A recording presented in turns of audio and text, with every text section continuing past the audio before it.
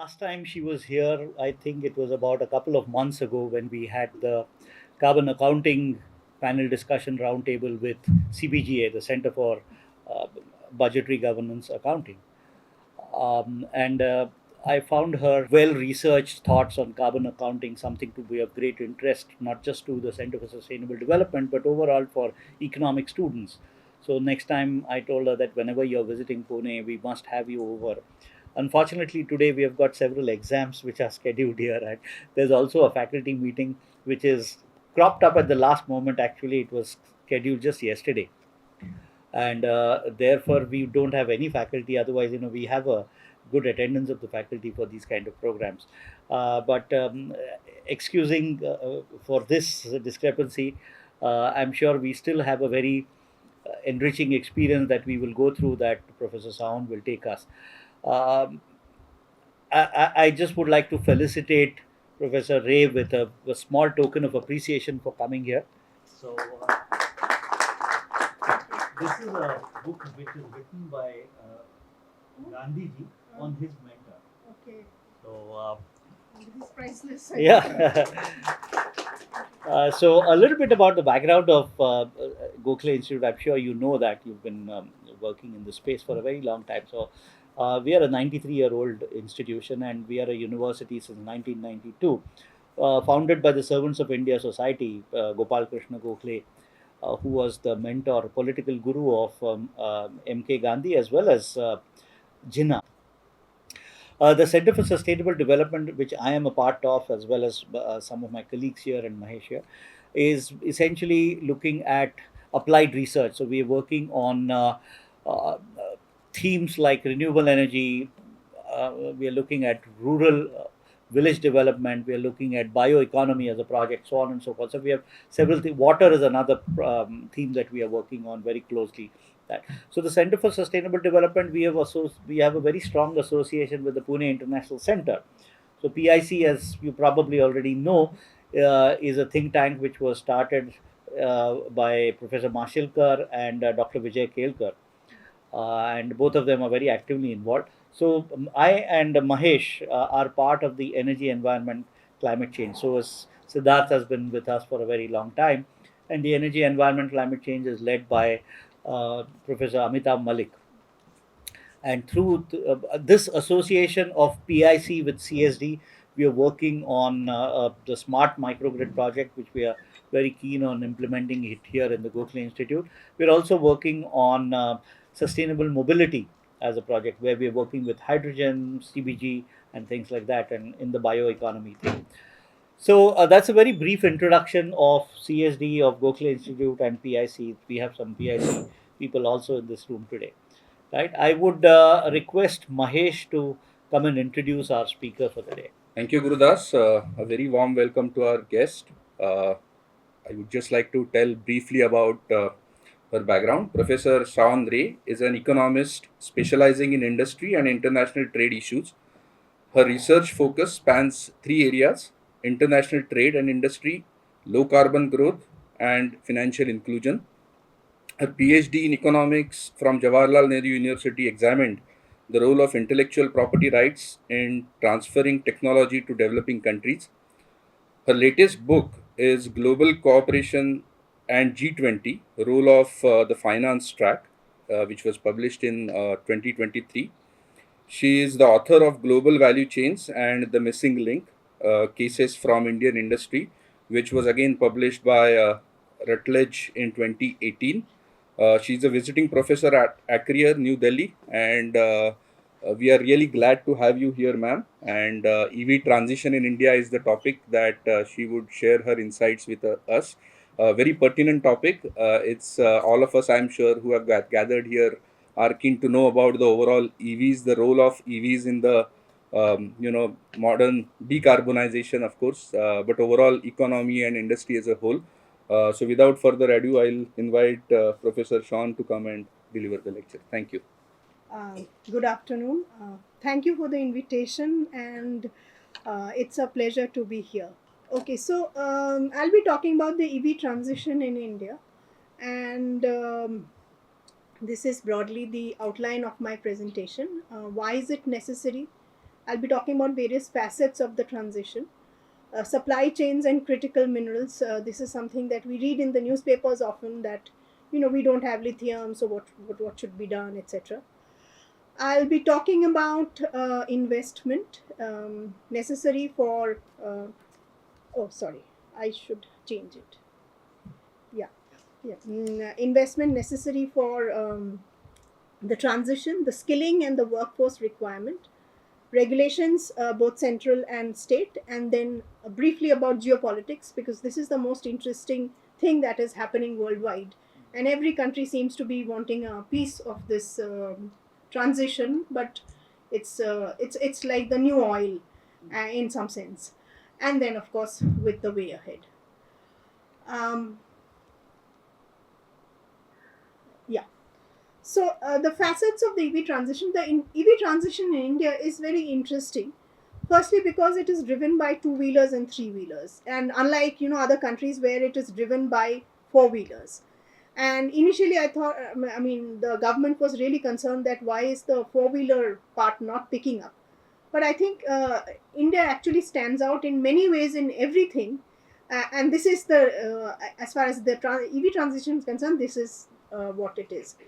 So over half of India's three-wheeler registrations in 2022 were electric, and the IEA, the International Energy Agency, has said that it has in fact looked at the countries where EV deployment is picking up, and they say that already in the first quarter of 2023, the registration was double of that same period in 2022. And outside of the major EV markets, that is EU, China, and the US, electric car sales are expected to represent about 2 to 3% of car sales in 2023. Though it's a small base, it's picking up very rapidly. The other facets of the Indian EV transition is that the assembling or the manufacturing of batteries are not necessarily happening in the erstwhile ICE clusters. So the states, in fact, which did not have ICE clusters, have a chance to get into EV manufacturing assembling, and so this is a new kind of thing that we are seeing, the EV clusters. The EV industry is also presenting certain opportunities for women, and this has come about basically because women are nimbler than men in certain very small parts, certain kinds of electronics, etc. Which is, we'll see how it goes, but it seems to be quite promising. The standard shop floor of automobile was really very male dominated, so this might be another kind of change that we will see. And there are also other kinds of dimensions along with this.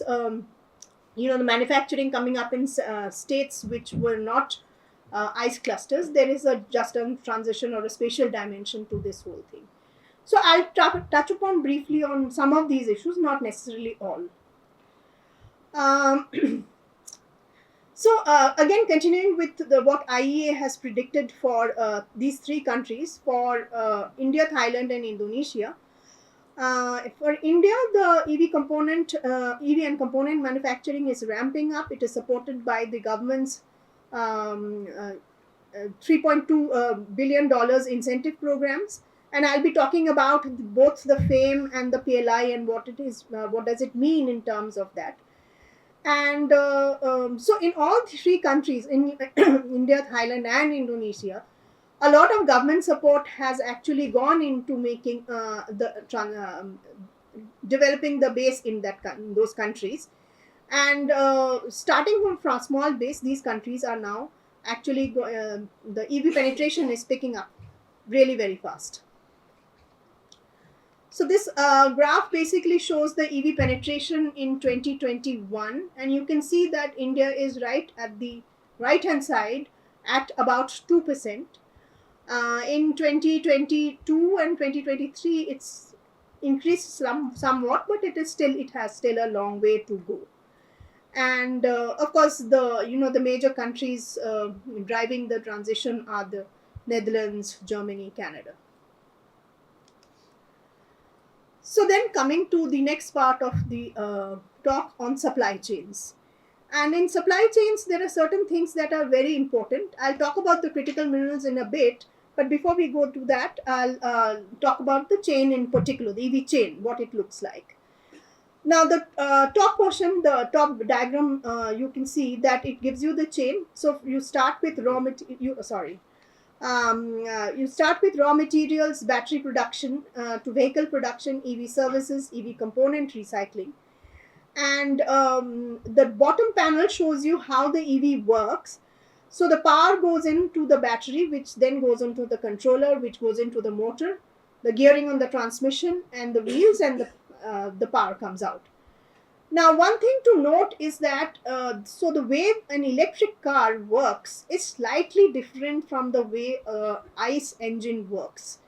And one, of course, as you all know probably, that the number of moving parts in the EV are much, much smaller than compared to the ICE. But it is also, what it means is that the dynamics or the value chain of it also is significantly different. And in this slide, you can see that what are the parts that are common to both, as well as the parts that are there only in either ICE or EV. So, for example, the ICE has a clutch torque control system, the start-stop system, pistons, spark plugs, turbochargers. And the EV has very important parts like the battery management system, the vehicle interface control module, the EV communication controller, the DC-DC converter, inverter, power distribution module on board charger, and common to both is the gearbox.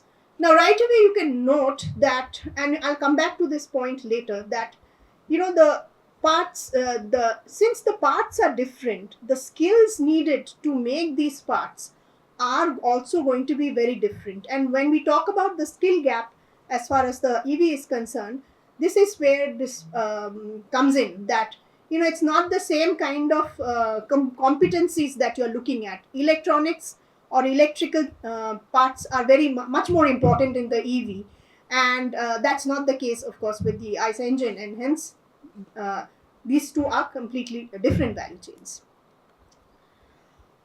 This basically shows we are still importing a large part of our battery components, raw materials, battery storage, etc. The interesting thing to note, again, in the context of ICE engines is that, or ICE manufacturing, is that when Maruti set up its factory initially, at that time also, apart from tires, everything was initially imported, and later, because of localization, we started making all the parts. And now actually we make almost all the parts, barring a few. The electronics sometimes we are importing, or very few parts we are importing.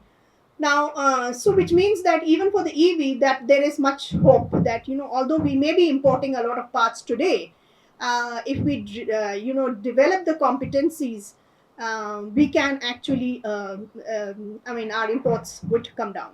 And you can already see that, for example, some, battery component in the raw materials, that has already come down in this 10 year period.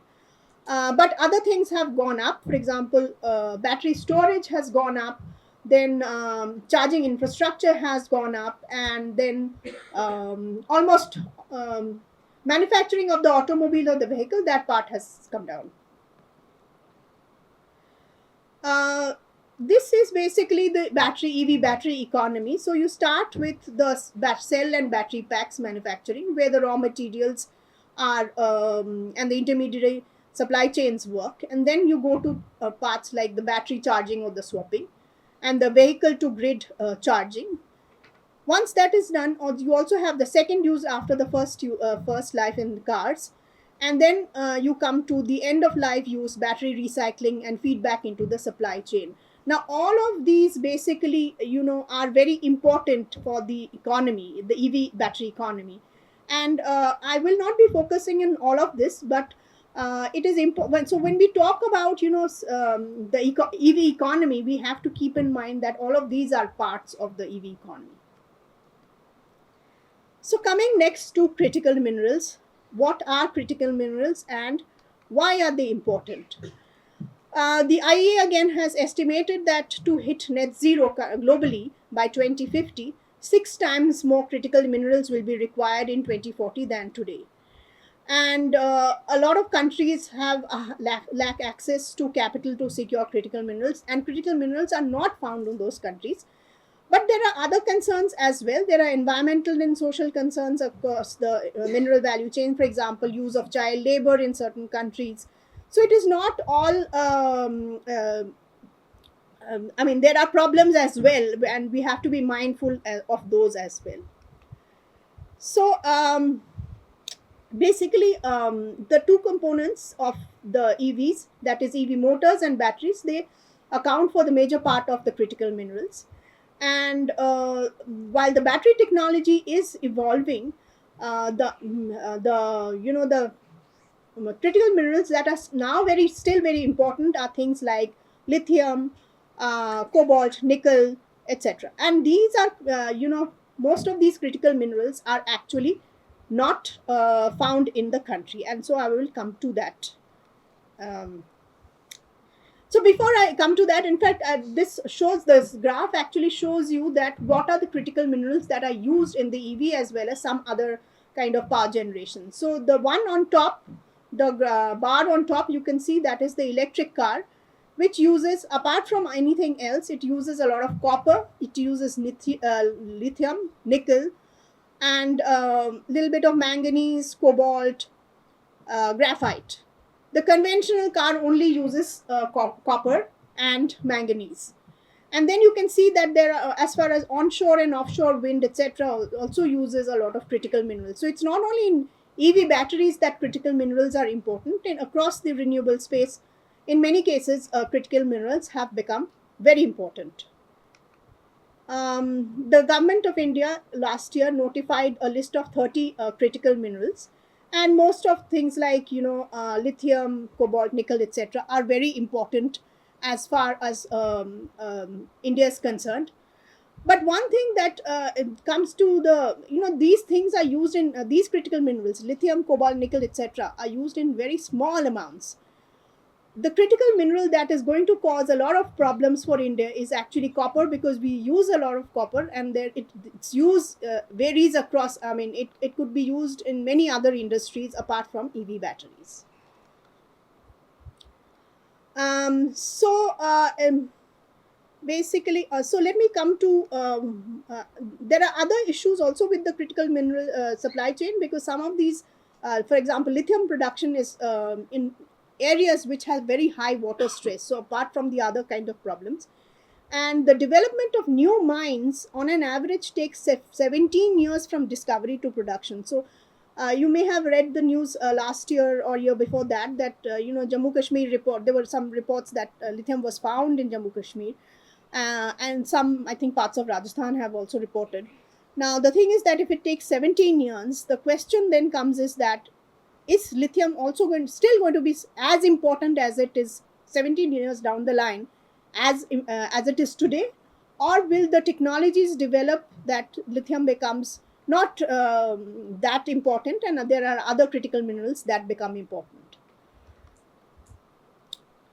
Okay, so let me just come to the supply chains and the critical clean energy. Now you can see here, this has both the clean energies and the oil and gas, and you can right away see that as far as natural gas is concerned, India is one of the on oil is concerned, India is one of the largest consumers.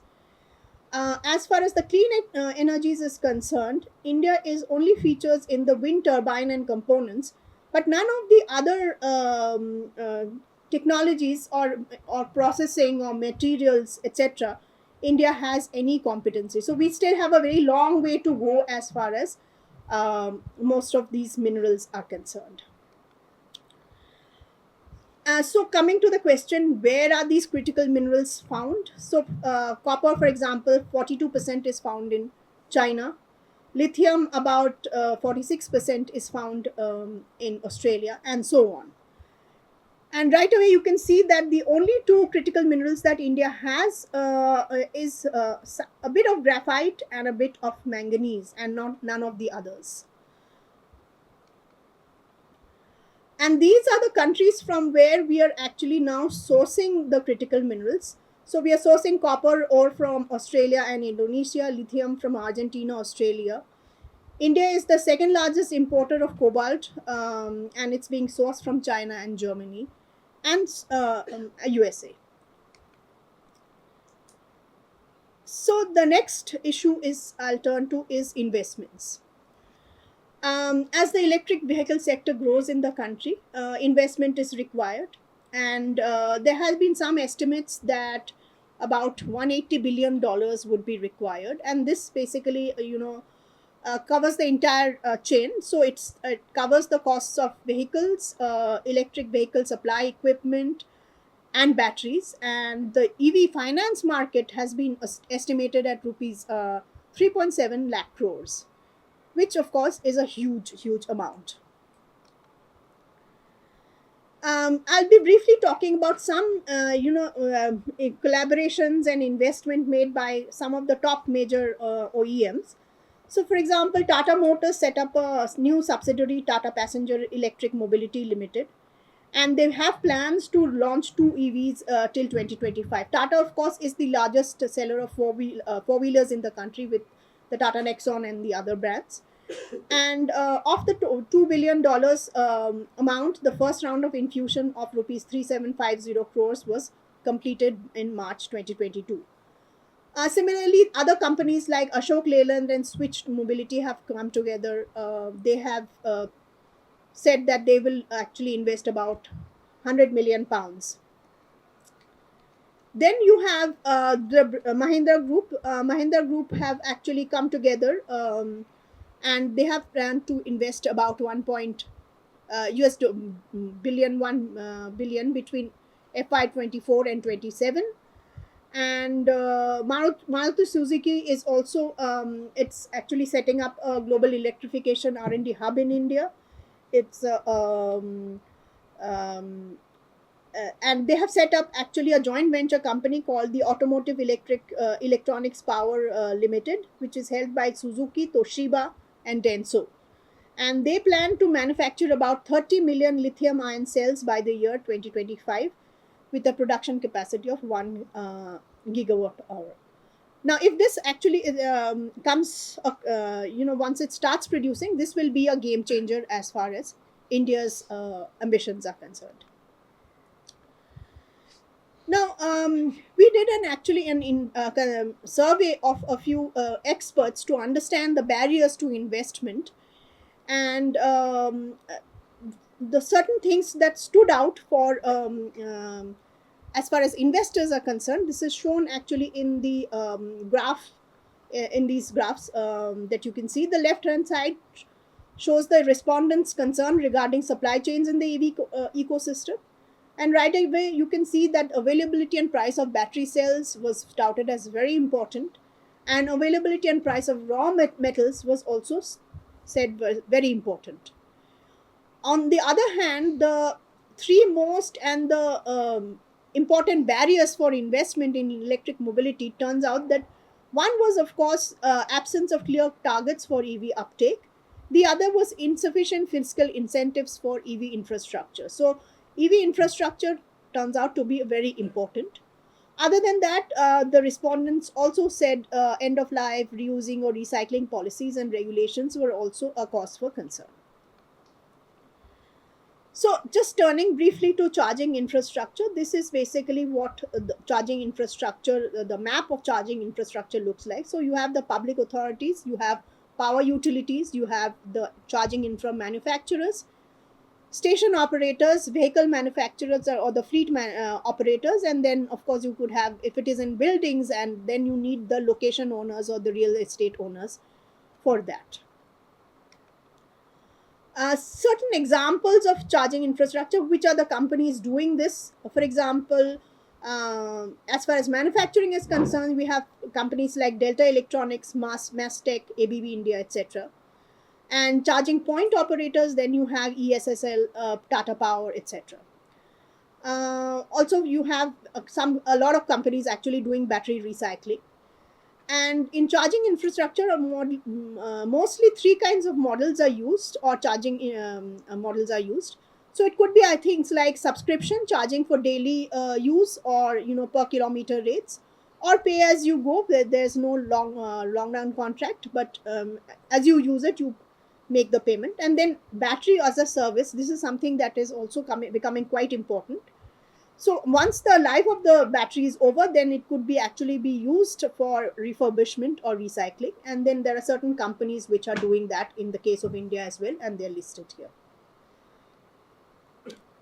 So turning now to the regulations. The regulatory framework, of course, is determined at the central government level. It is determined by it's executed by the Department of Heavy Industries. And all of you have heard these acronyms: FAME 1, FAME 2, etc. Oh, sorry. I keep forgetting to do that. Yeah.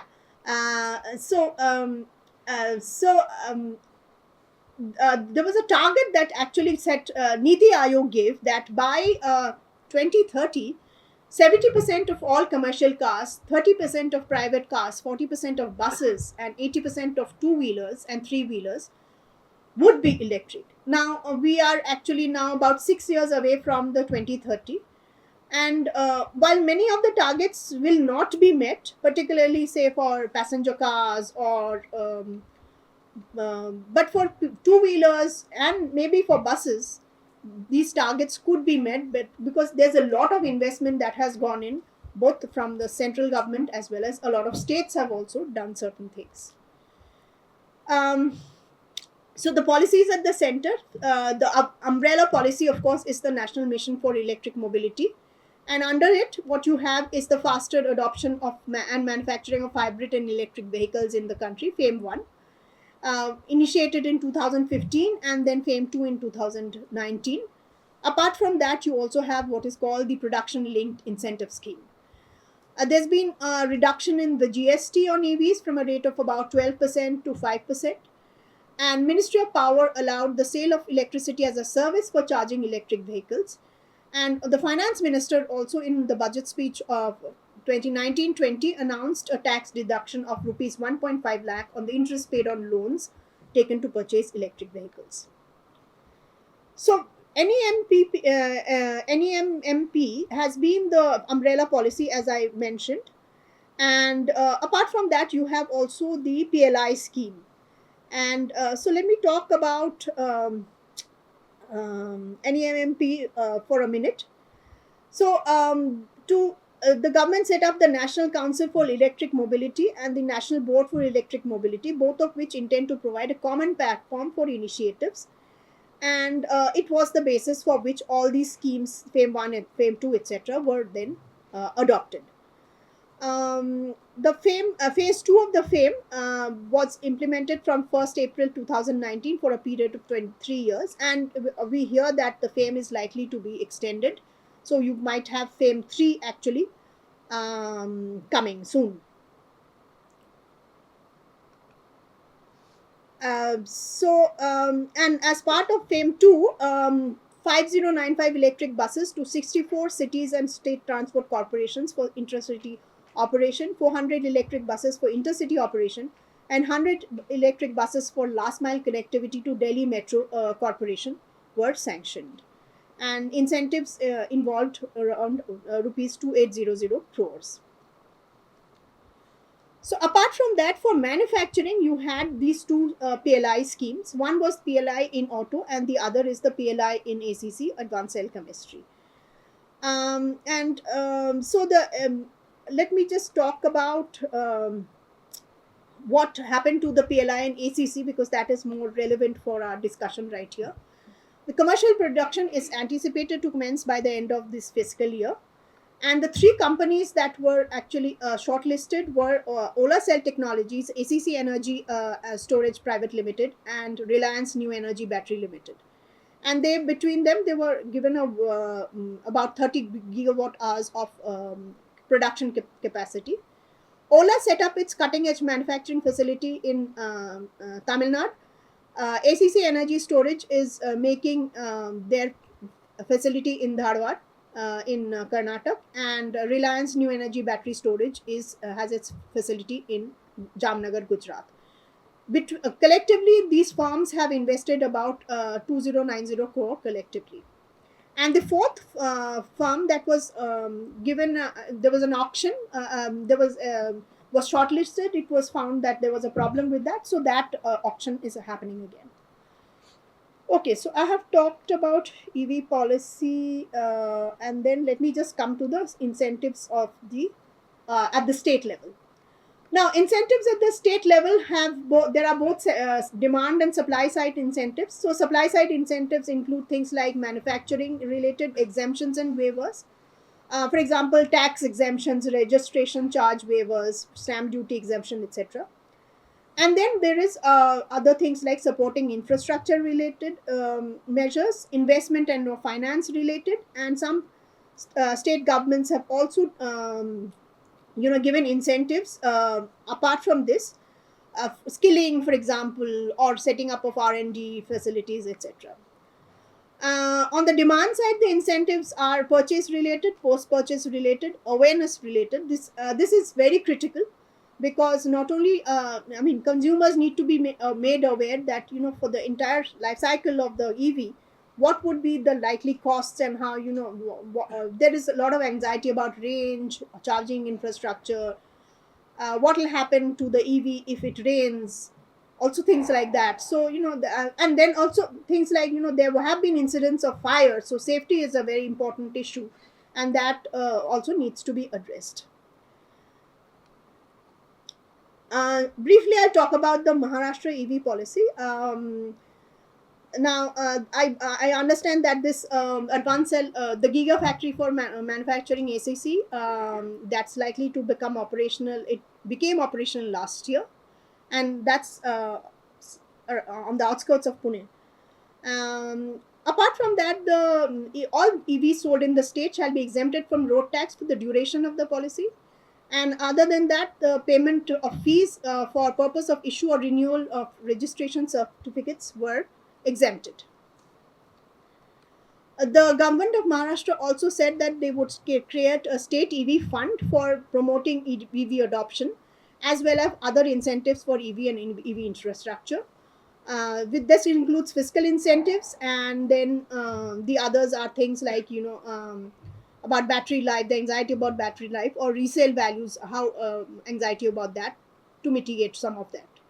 Maharashtra is in fact the first state to provide incentives to automobile companies to give them 5-year battery warranty for customers.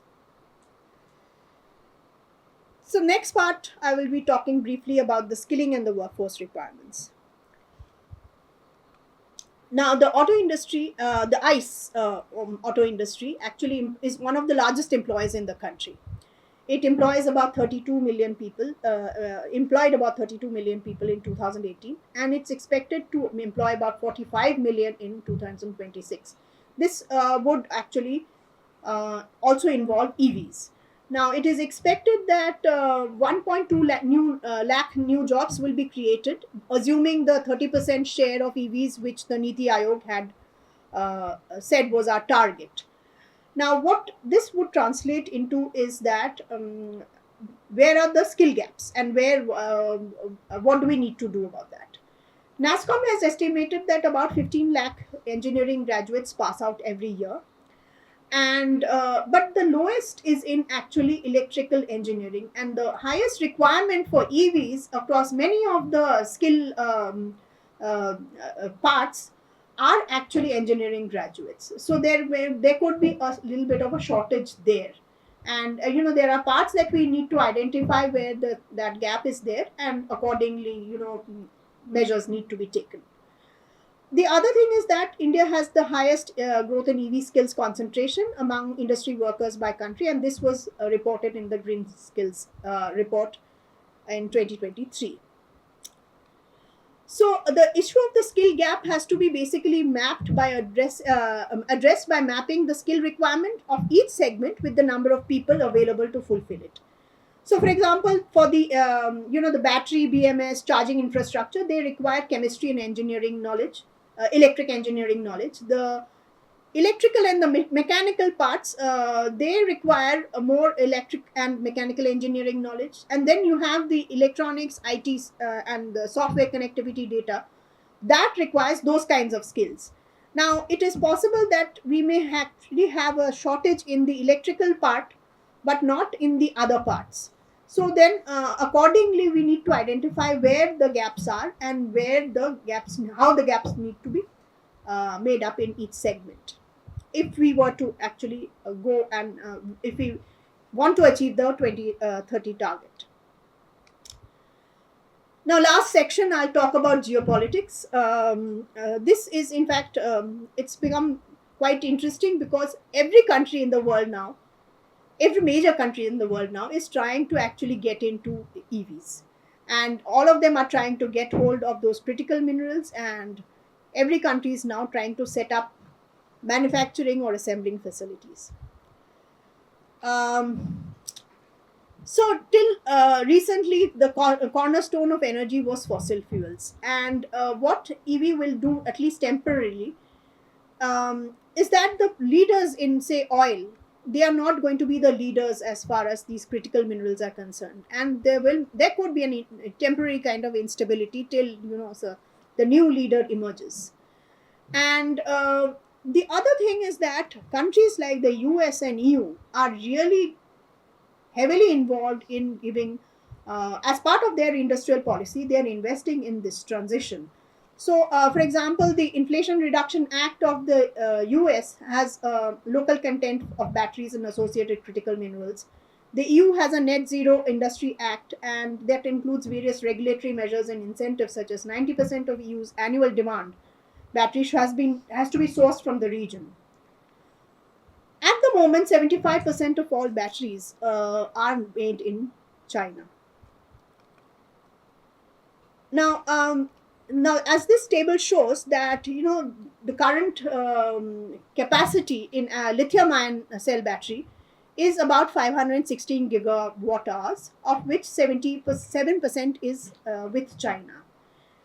But you can see that in 2030, it is planned with the planned addition of about 4557 gigawatt hours. The leaders are not going to remain as China, may not remain China. China may not remain the leader actually.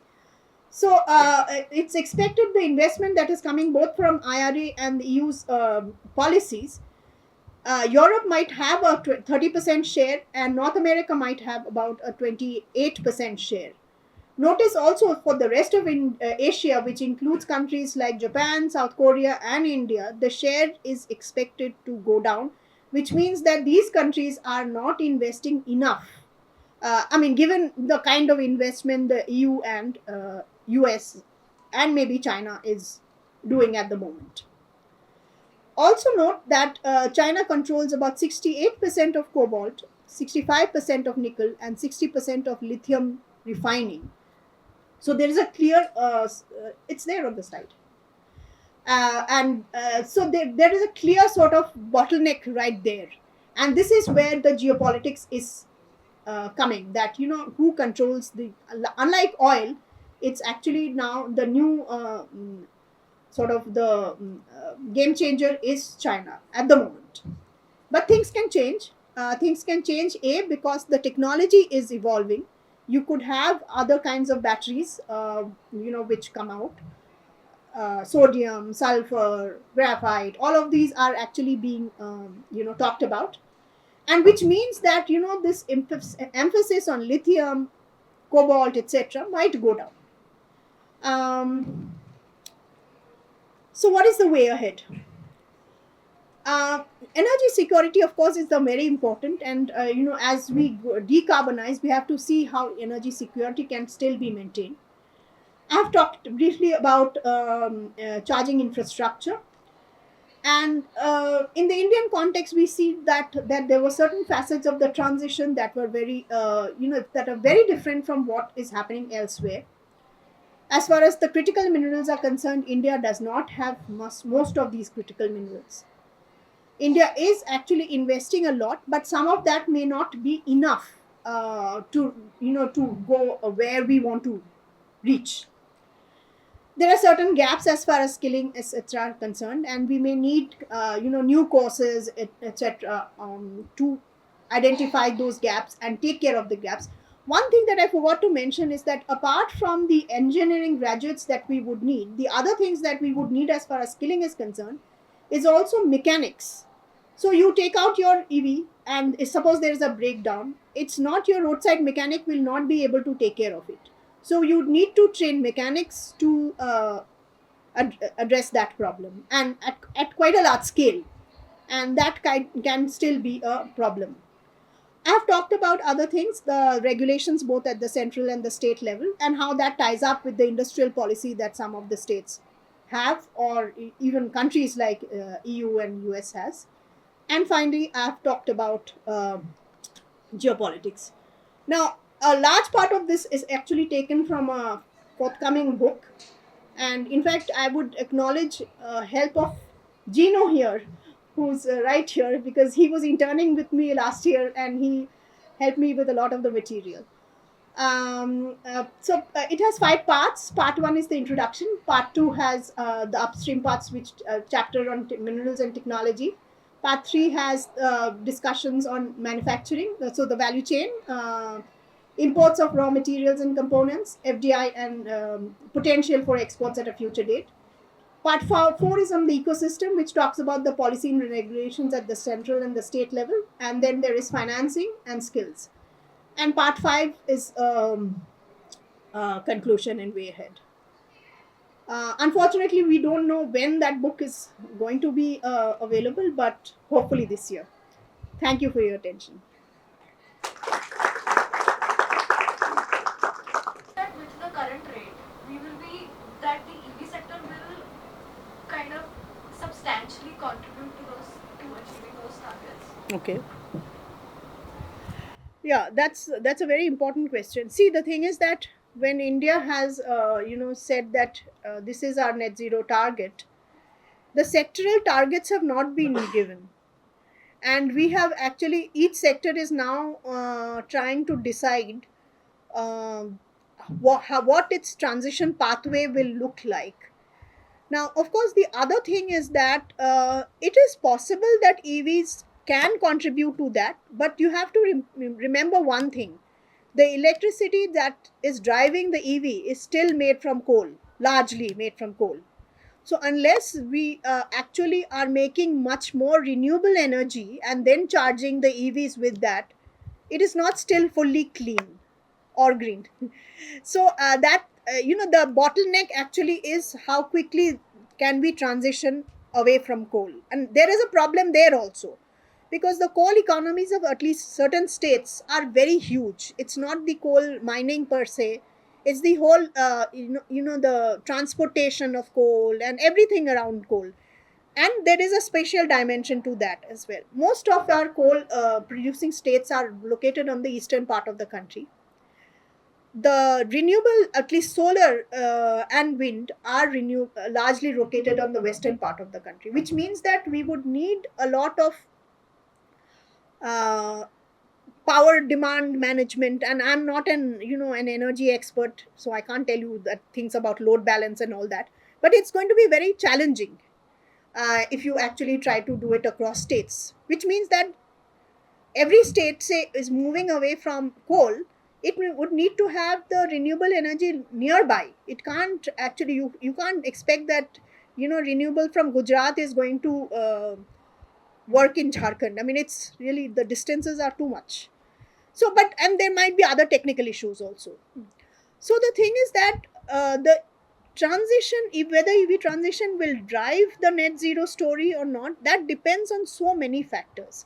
But most importantly, it will be, I mean, this whole thing about how coal is phased out on, and the way it is phased out will play a very important bearing in this whole story. My second question is that we talk about, there are talks about different stages of India's developmental process and how different sectors drove that growth in the GDP and all. Do you think there is any potential for India, because we talked about the deficit in very critical minerals. So do you think there is any scope for India in the future and for India's GDP growth to be driven by this sector? So India is the fastest growing economy in the world today. and despite having a penetration of 2% of in automobiles, I mean EV penetration. So obviously the growth, part of the growth might be driven from this sector. But of course, the other thing to remember is that China doesn't have many of those critical minerals. It has a lot of rare earths, but it is only acting as the processing for these critical minerals. Now if China can do it, any other country can do it. Of course it has to be very strategic about it. And actually the Indian government has been trying many things. We have the program called Kabil. We are trying to source mines from South America to where some lithium etc is found. So many things are being tried out. Now if all of them work, it's possible that we may actually become a hub for processing of critical minerals.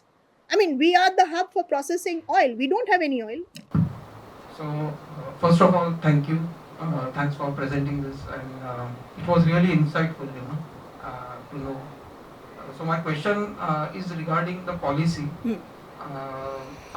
You briefly, like you showed some policies, right? Some Hmm. of them are covered in PLI scheme. So, particularly for the EV sector in India to grow, okay. And I'm talking in terms of the battery value chain. Right. Okay. Right. What kind of policies, you think need to come through Sure. in the upcoming years, just for the EV sector to grow? Right. So there has been some assessment that the PLI scheme in ACC was initially awarded to 4 companies, and of course one was cancelled. So we have 3 companies, and one more is being found. Now the investment that is coming in from these say 4 companies, it is not going to be sufficient given our 2030 target. We will need 3 to 4 times more investment um, if we want to achieve that target. Now, what that means is that apart from we have to have the PLI scheme is already there, but we would need more investment, and that is why I showed you some of what other companies are doing. For example, some of the ICE manufacturers, right, the big names, Tata, Mahindra, Ashok Leyland, everybody is actually trying to either set up a lithium factory, and each of them, in fact, interesting thing is that they're not in the same space. Some of them are in the two-wheeler space, some of them are in the three-wheeler space, some of them are in the bus space. Now if all of that investment is also going to if it fructifies and the way they have planned it, it can be a game changer. Now things have to go right. I mean, sometimes what happens is that even geopolitics helps. I mean, how are we maintaining this kind of growth when no other country is being able to? So certain things, certain policies have worked in our favor, and of course, I mean, obviously the it's large. It's come from the services sector. It has come from manufacturing, from construction, all of that. So, but it is a collective process, right? We can also learn from other countries, right? I mean, what they are doing in terms of policies, and maybe India can also try to not mimic exactly, but just I think we are very bad when we take examples from other countries and try to implement them, because I mean, in some senses, and I'll give you an example. I mean, I live in Delhi. We had this wonderful experiment with the BRT corridor. I think even Pune had an experiment. It didn't work. See, mainly, I'll tell you the reason why. The example was taken from a Latin American country which had the maximum temperature is about 25 degrees. The maximum temperature in summer in Delhi is 45 degrees. So you can't expect the same kind of pedestrian movement etc. on the corridor if you blindly. I'm not saying that they did it blindly, but there were certain factors that were not considered, and climate being a very important factor. Now, sometimes, I mean, it was said in the context of EVs that the EV things, batteries were catching fire because of the higher ambient temperature that the Indian cities have. But I think what experts now say is it's not really the ambient temperature that was causing the problem, but the raw materials that were being used were cheap, and the packing that was being done was with inferior materials. So that was a problem. Not enough testing, etc., was done. So I think there are lessons. It's not that we can't learn anything, but we have to make those lessons like fully Indianize them for fully. I mean, contextualize them to the extent possible and try out maybe all of these things before we adopt them. Thank you. Given the concentration of critical materials in again certain few countries, do you see any possibility of OPEC or OPEC plus in the horizon? Yeah, that's an interesting question. See why, but you see, the thing is that one problem with the critical minerals is that, which I just briefly talked about, that lithium is important today, cobalt is important today, nickel is important today. It's not clear that they will remain important like oil has remained important for the last 50 years. So, this uncertainty might prevent countries from coming together and forming an OPEC. Now, one of the reasons why OPEC worked, and the thing is that these kinds of cartels actually, OPEC is a cartel, right? Has people have tried that in tin and many other materials, but none of them have worked. And so, two, three things worked in favor of OPEC. Main thing is that why OPEC worked is that they were able to cut down the production and let the price appreciate when and depreciate according to the situation, which means that there was actually the coherence between all the countries in the OPEC was there. Now, if you just look at the lithium, it's actually geographically also it's not concentrated in one part of the world, it's across the that causes another problem. It's possible that people might try, and they have tried actually, but nothing of that sort we have heard that it's working well. The only thing that is working in some sense is that China has bought up mines in many countries, many African countries, many Latin American countries. Some of the African countries are now saying that we don't want Chinese investment, we would rather, but then who will China replace? I mean, who would they replace China with actually? And it would be again a US or a EU led company that would be this, because ultimately you have to have the technology to be able to do that. I think it is slightly more complicated, and but uh, I mean, finally, has OPEC harmed the world, or has the world benefited from OPEC? That is another question that we have to see. So, suppose an OPEC-like situation, I mean, cartel does come about, will it be for? I mean, will it help people or not? We don't know that also. Thank you for the lecture, ma'am. I have two questions.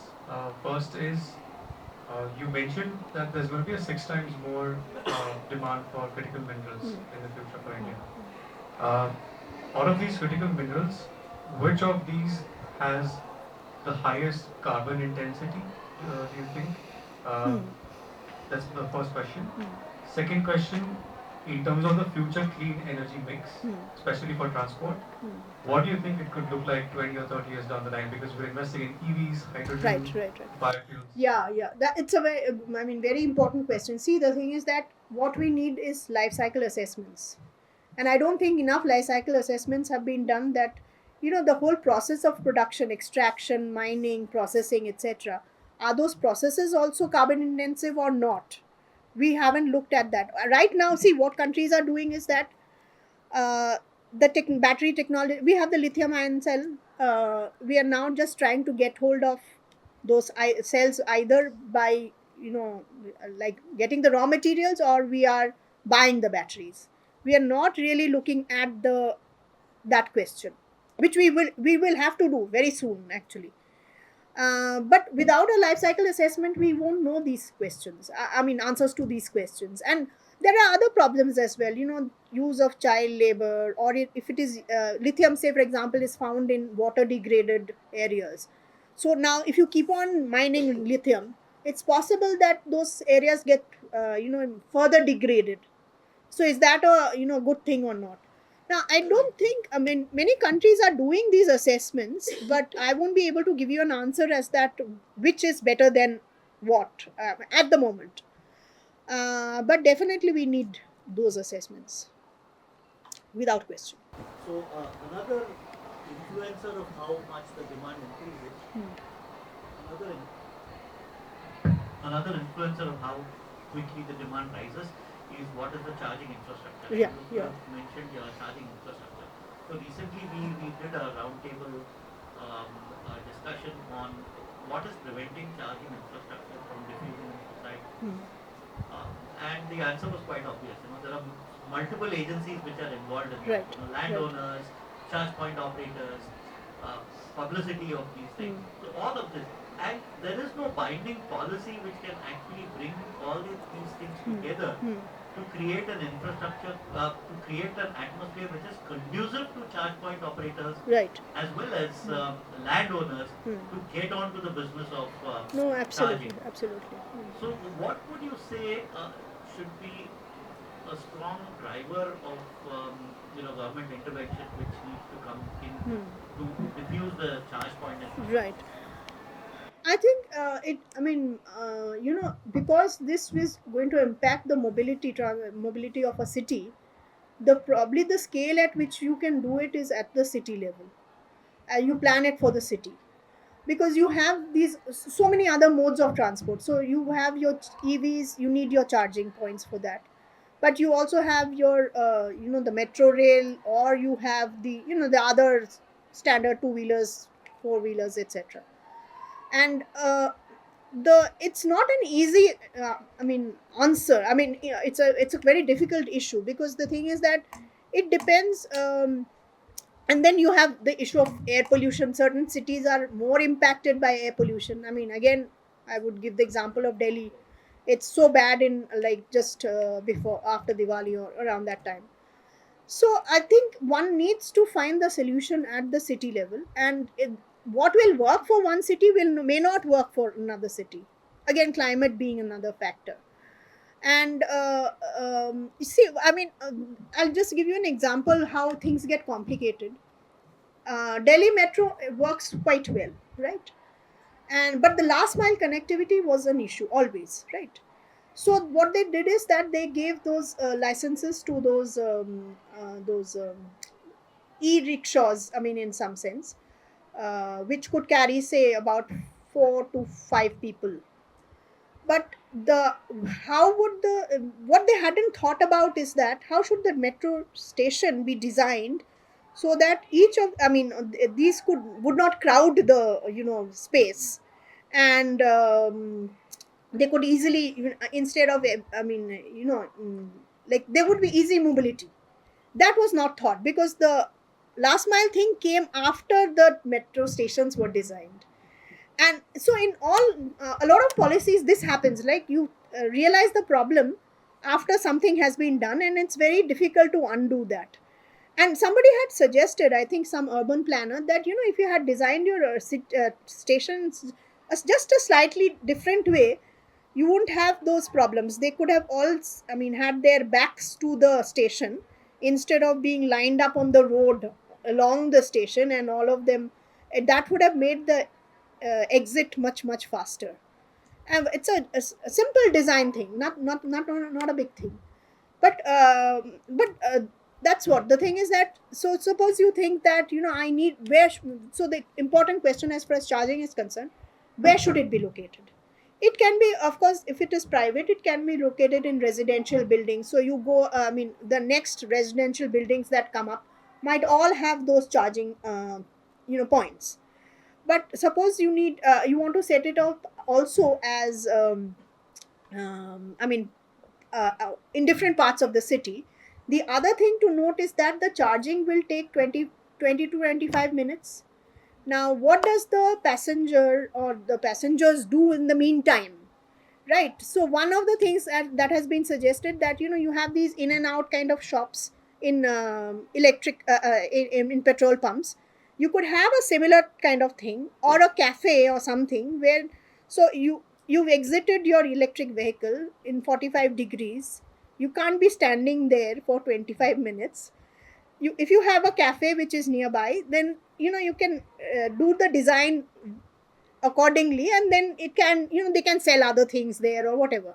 But all of this has to be also thought. So it's rather complicated actually. But definitely we would need much much more public charging. And again, the models, what will work.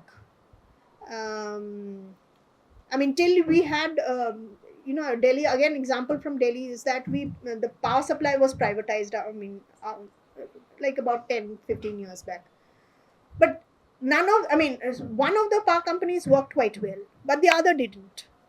So it's the same policy, but some things work and some others don't. So no unique answer, actually, I think. Hi, thank you for the lecture. My question is, now that we are looking at integration of EV into our normal electricity grid, so do you think it will also change the electricity dynamics of the country, and are we looking at how it will increase the electricity prices in general, and then what is the backup for that? Oh, I'm not the competent authority to answer this question. There are people, I think, who are better. They can see electricity anyway. Pricing is a very complicated thing. So, moment you start talking about discoms and their TND losses, I think it's a very complicated thing. But it's see. So far, because our penetration is so small, there's not much impact on the grid. But as our penetration goes up, definitely there will be an impact on the grid. And how and how we will do that, we'll have to see. It could be that, a distributed model or something else. I don't know. Again, I'm not the expert. So If there will be same pricing for the house electricity that we yeah, get so for the yeah, that is another question, because you see, the thing is that what we've seen with electricity prices is that cross subsidization, though is necessary, is not a very good policy, because it disincentivizes people, certain consumers.